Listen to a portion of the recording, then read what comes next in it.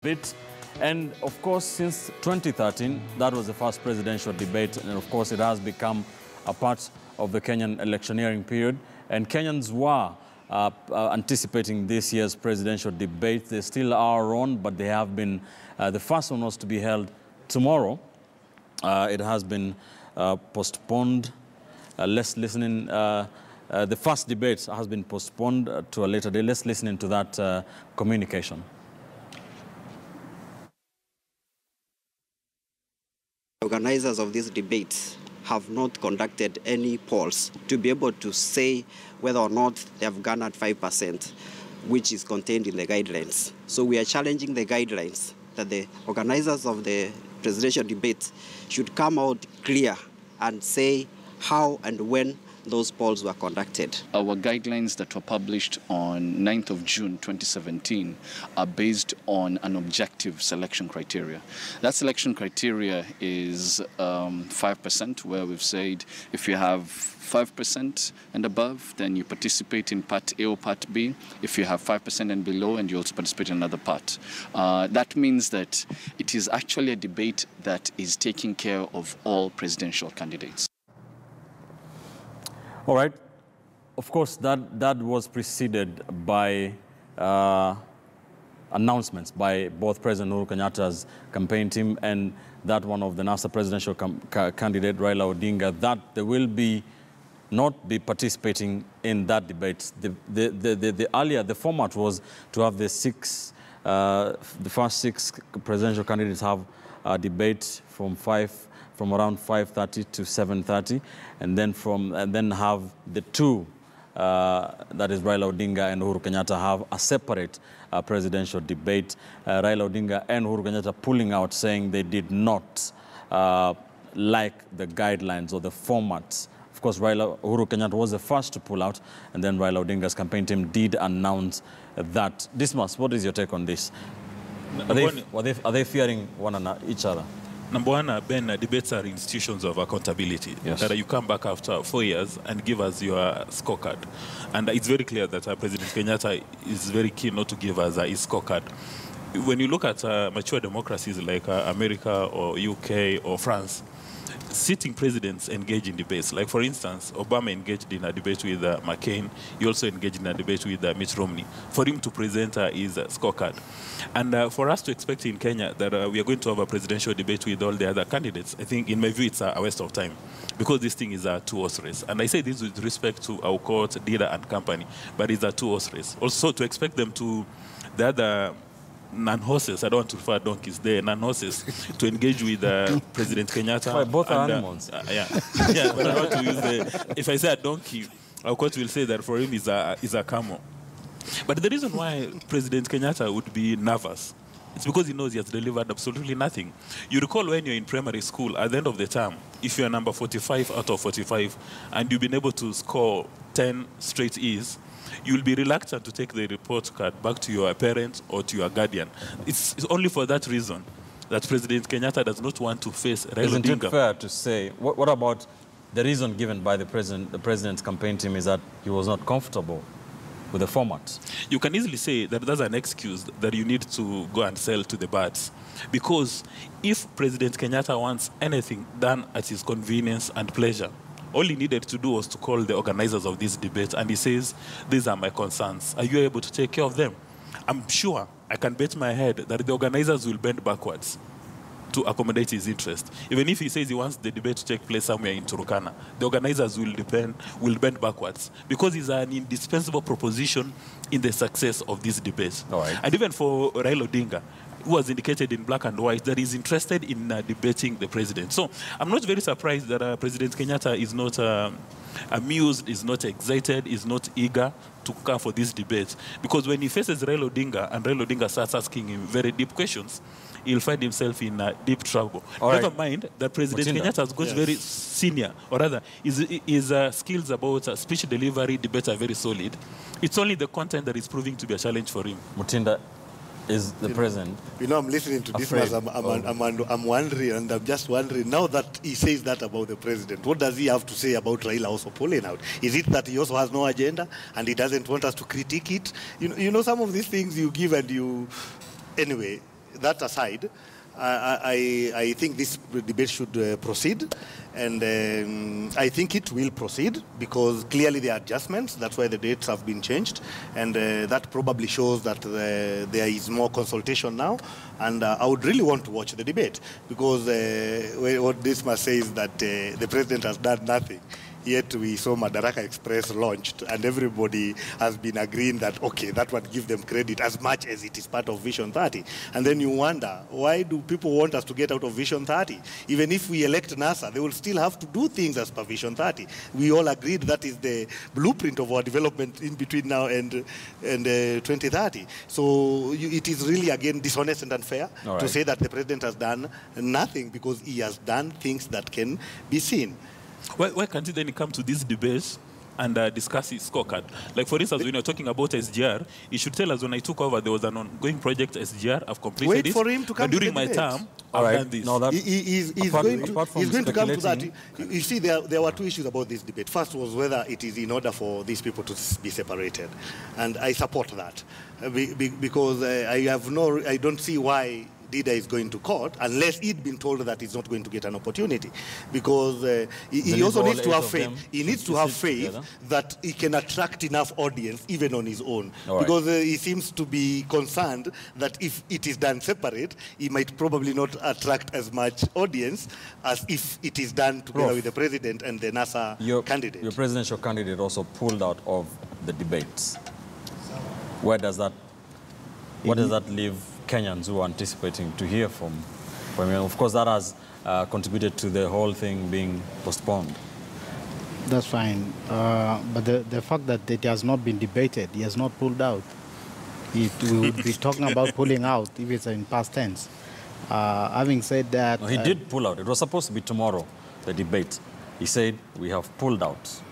And then the organizers reconsidered and postponed it. So he did pull out. Initially. So, yeah, let me say two quick things about this debate. One, we need to take the institution of the presidency more seriously. And any joker in town who wants attention also, can crawl into the debate and make it look like we're just joking. It's not serious. And if we are talking about the politician of the profile of the former prime minister, if he sees there's likelihood to be a joke, he would quickly say, thank you, I'm not likely to be there. I mean, it's black and white. Why waste my 1 hour? These are very busy personalities, and 1 hour per day means a lot. And therefore, we need to offer it the credibility of the debate should be that of, the status of a president. Having said that, our good other competitors, because they're also our competitors, many of them, I've lost the count,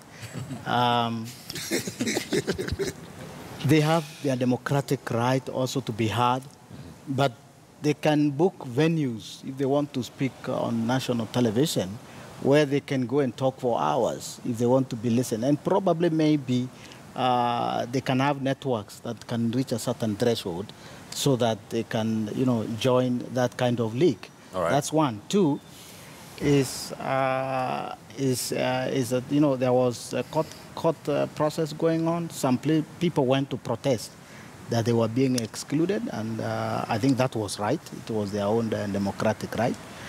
But I don't think votes will come from the courts of law. These people who are being called two horses is public opinion. It's not a court of law. So they should have gone to petition the public, not the court, so that they can be admitted. And because at the end of the day, the courts may rule in a certain way, and I think they have been told they have no argument. I think they lost or something like that. Nonetheless, I think out of curiosity, if there is time, the organizers can also include them. Sometimes they offer a lot of entertainment, especially during these debates. Do you think there's any basis for discrimination, to say that they have been discriminated against in a presidential televised debate? First, Ben, I think that the reasons for Uhuru pulling out and Raila pulling out are different.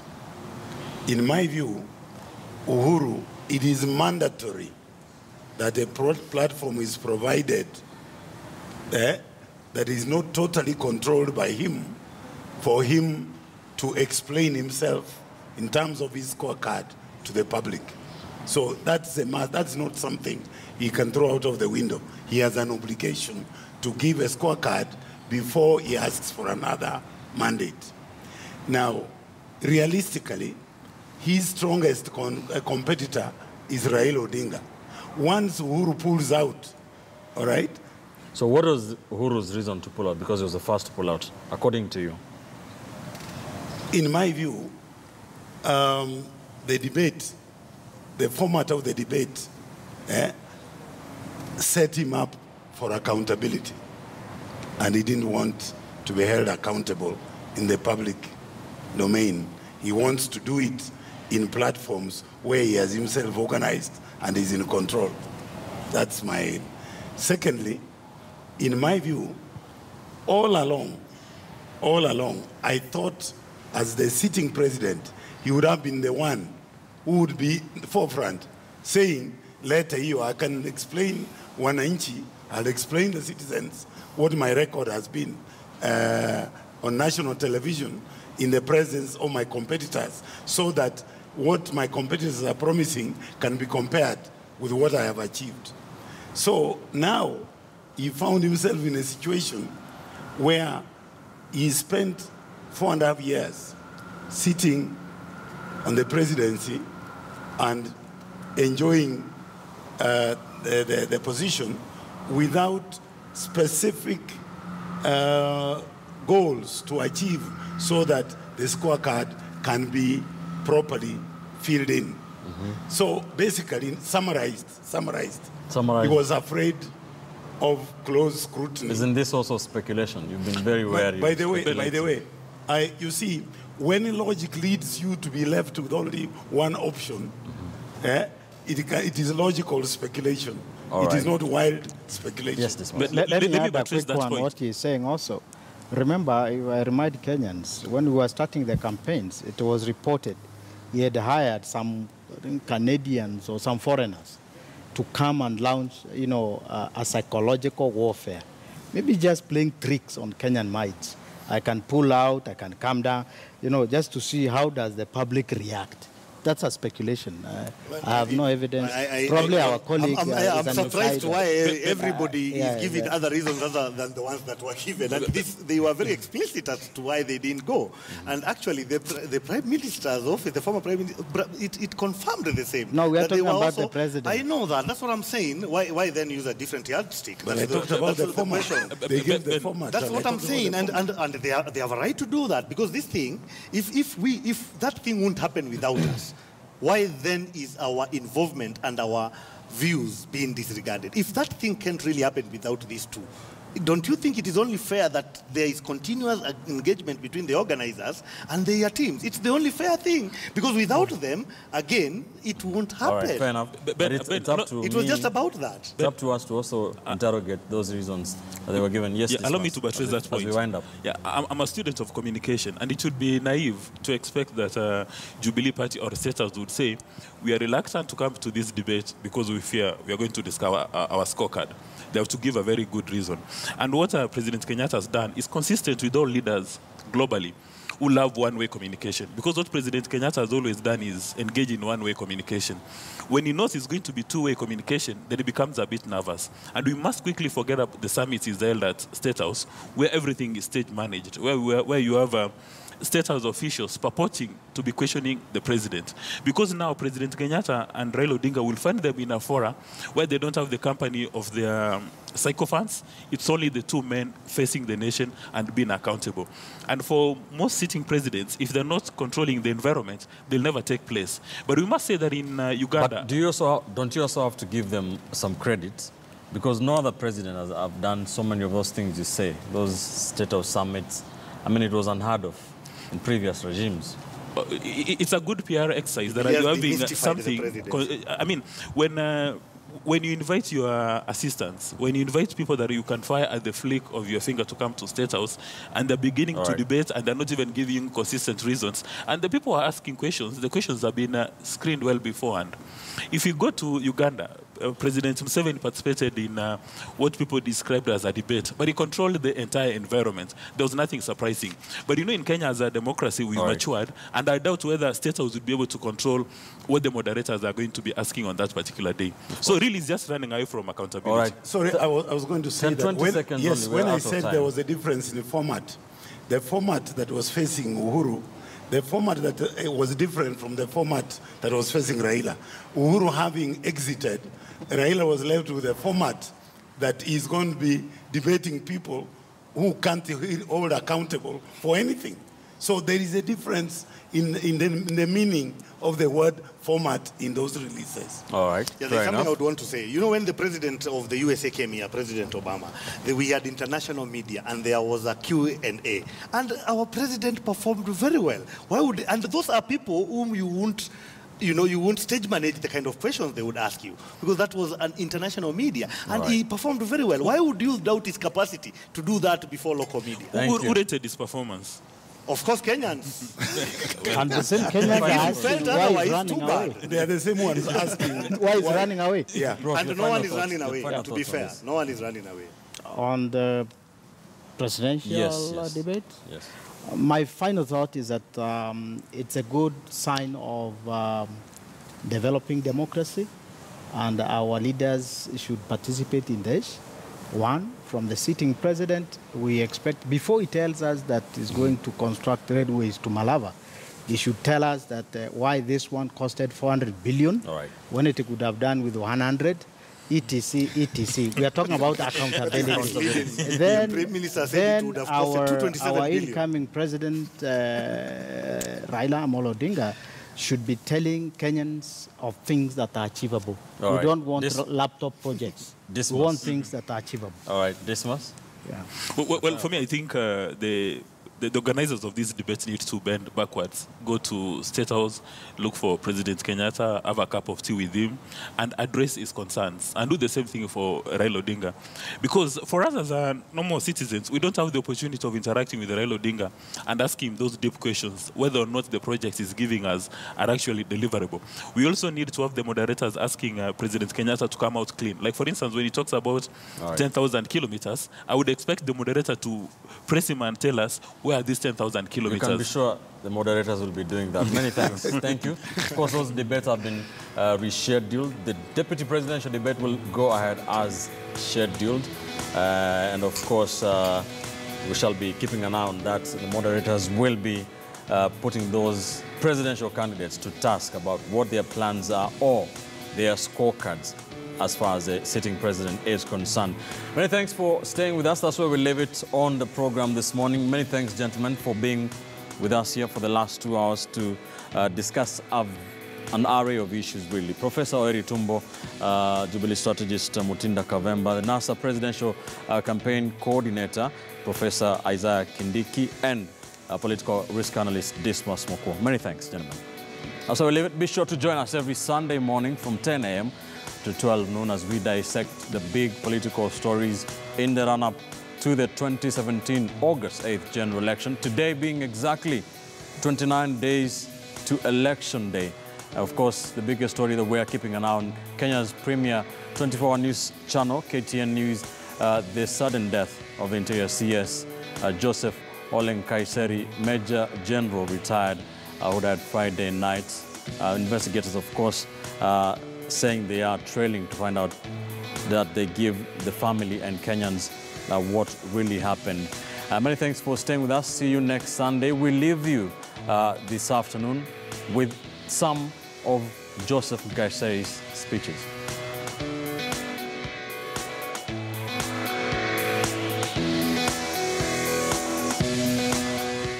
Kukaa kwa hiyo serikali kama mtu ambaye ametumia pumbavu kupiga watu wetu risasi akiwa kwa hiyo serikali. Hatuwezi kubali. The code leadership, including Raila, Kalonzo, Wetangula, Mudhama, Orengo, we are going to arrest them if they break the law. Ningependa kueleza rafiki yangu Waititu Unajua, hatujasahau siku ile ulikuwa unatupa mawe na ulipiga mwananchi kofi, tulikuona kwa TV. Hiyo faili yako bado hatujafunga. Kwa hivyo anza kutembea kwa njia ambayo ni ya kuhusika na mambo ya sheria. Wacha nieleze wananchi wote wa Kenya. You buy the gun, but the gun belongs to the government. Pesa ndio unatumia tu.